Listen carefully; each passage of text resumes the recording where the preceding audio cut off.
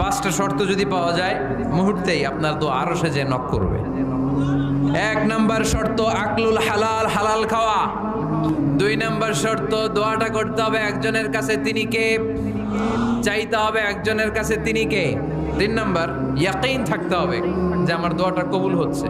যখন দোয়া করবেন আপনার এই বিশ্বাস থাকতে হবে আমার রব আমার ফরিয়াদ শুনছে, তিনি আমার কথা শুনতে পাচ্ছে, আমি চাওয়া মাত্রই তিনি সব দিয়ে দিতে পারে এবং আমার রব আমাকে ফিরাবে না, তিনি দিবেনই।